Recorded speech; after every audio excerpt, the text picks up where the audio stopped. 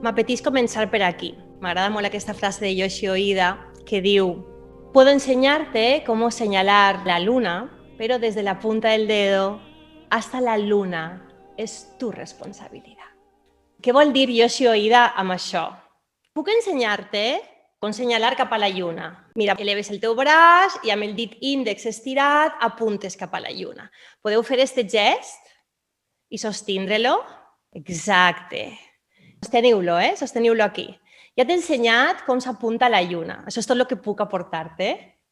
Però des de la punta del teu dit fins a la lluna és la teua responsabilitat. És aquest espai entre, és aquest espai buit que és responsabilitat teua omplir-lo, de diferents característiques. Ara visualitza que això que estàs veient és això, és un fenomen natural, bonic, com una lluna pletòrica. I direcciona també la teua mirada, unifica-la en la direcció a la que apunta el teu dit i connecta durant uns instants, durant un parell de respiracions, mirant cap a aquest succés que tens davant, que és meravellós. I respires. Sense modificar absolutament res. Segueixes mirant dalt i segueixes apuntant cap a dalt. I ara visualitza que això que estàs veient és algo horrorós, com poguera ser un avió que saps que va carregat de guerra, que va carregat de fang, de violència, de bombes, que va carregat de misèria, de violació dels drets humans, que va carregat de maldat. I respira mentre que segueixes apuntant. I fins aquí. I relaxes i ens tornem a trobar. El gest és exactament el mateix, però el com, la qualitat que adquireix aquest gest en nosaltres a l'hora d'executar-lo des d'una o altra manera específica determinada, modifica tot. Noteu com per dins el simple fet d'imaginar una o altra cosa modifica la nostra mirada, modifica els nostres teixits interns, modifica l'energia interna que es mobilitza per dins i també modifica l'energia externa que em vincula en això en el que estic relacionant, en aquest cas, aquest succés extern, aquesta cosa a la que estic senyalant. Això és una mica el que estem fent. Altres formes de dir-ho, altres persones diuen que es pot ensenyar teatre, però no es pot ensenyar com actuar, perquè l'actuació és algo molt personal i és molt íntim i és molt orgànic de cada cos, com es vincula en diferents successos, tant interns com externs. Per tant, la teva actuació, i això és altament empoderador, només la pots direccionar, controlar, estimular, avivar, activar i desenvolupar tu. És teua i és única. El que nosaltres podem ensenyar-te és teatre. I què és el teatre? Aquests diferents apoyos o recolzaments en els que pots sostindre, aquestes diferents postures, que són estructures sobre les quals pots sostindre per a desenvolupar la teua pròpia actuació, que és teua, és única, és intransferible i que, a més, està tan viva que depèn de cada moment, de cada aquí i ara. Per tant, seguim treballant en aquesta direcció en la que ja portes setmanes parlant-vos, d'utilitzar el treball com una manera de disposar, de fer disponible el meu cos o el meu instrument. Ho fem des de formes que són molt expressives, d'un moviment molt gran, molt expressiu, molt abstracte.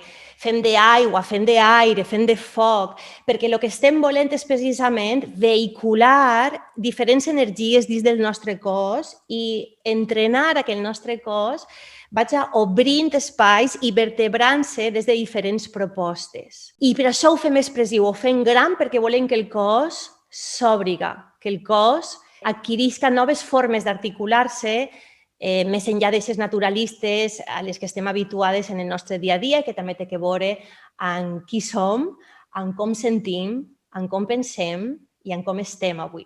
També podem resumir-ho en dir el que estudiem aquí és la via del com versus la via del què. La via del com és que en cada proposta realment et connectes en la teua experiència que està creant-se o el que estàs investigant dins teu i que facis molt, molt sensible a les teues sensacions corporals i a el que està transitant-se dins teu. Normalment en la vida vivim i si de cas amb sort, després tenim espais per a transitar el que hem viscut, perquè tot va molt ràpid. La invitació aquí és que el tempo en el que va donant-se la classe siga el més acorde possible al que jo puga anar transitant mentre que vaig experimentant.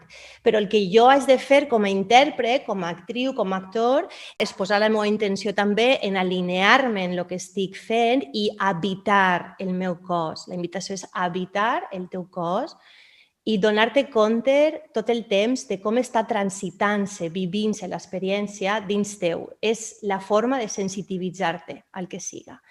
Aquest és el com. Com és per a mi treballar X o Y proposta que després vos plantejaré o que vinc plantejant-vos. Com és per a mi ser foc, com és per a mi ser aire, i jo et dono estructures sobre les quals pots sostindre, però la pregunta sempre és com és per a tu, perquè això t'aproparà a no buscar una forma, sinó a disposar-te, a obrir-te a aquest intercanvi d'informació, de la proposta cap a tu i, per tant, de tu cap al medi.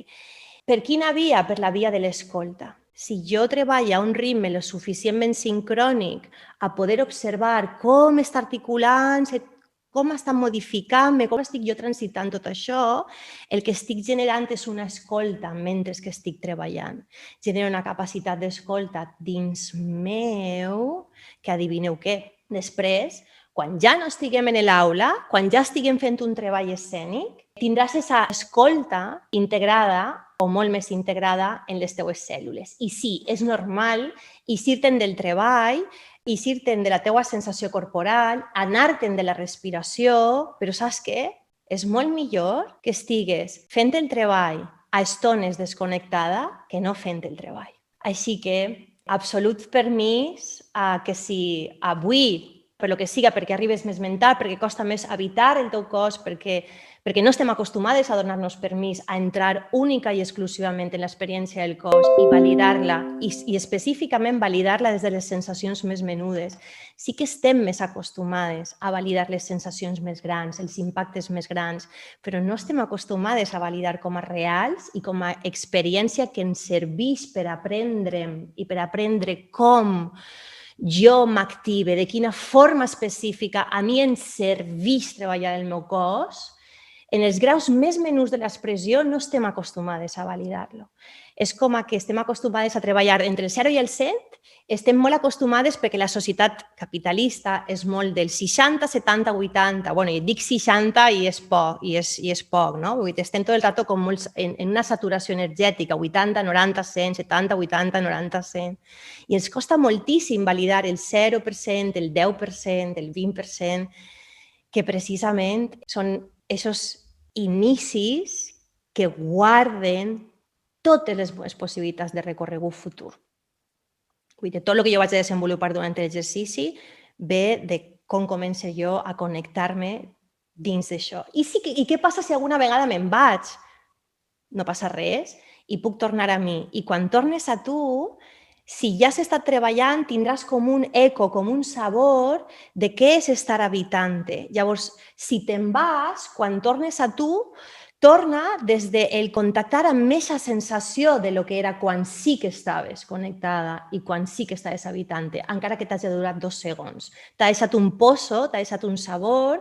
Llavors, si te'n vas, quan tornes, torna buscant la sensació de lo que és estar habitant-te i estar podent mantindre aquest fil continuat d'atenció dins del teu cos, en la teua experiència. Ja saben que l'oposat, el què, seria buscar una forma. I ja hem vist en sessions anteriors que la forma ens apropa als clichés i a més no serveix com a entrenament, perquè quan jo entreno el meu instrument a treballar d'una manera gran, expressiva, obrint espais dins meu i disposant-me, després només haig de fer una cosa, que és dir, quan vaig a treballar com a intèrpret, només haig de saber, de veure quin és el codi que té l'obra. És una obra naturalista, perquè també depèn del gènere, no? Si fos una obra que fos expressionista, que fos surrealista, sí que podria fer aquestes coses. Si fos comèdia de l'art, sí que podria fer aquestes coses, i més gran, no?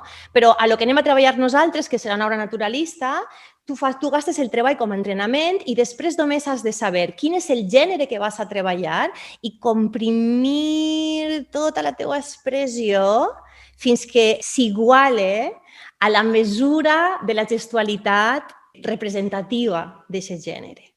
No? Però tu t'hauràs entrenat en que des de lo més petit a lo més gran sempre, sempre, sempre és orgànic, perquè sempre construïixes i crees des de la teua corporeïtat seguint un fil ininterromput a través de la respiració, a través del moviment. Sí? Estem en la investigació de fins a on poden arribar les nostres capacitats expressives. I sí, ho portem inclús fins a l'exageració perquè estem desenvolupant la ferramenta, l'eina. I si has de sentir alguna cosa, ja arribarà i si no, no. Val? Però no busquem una forma.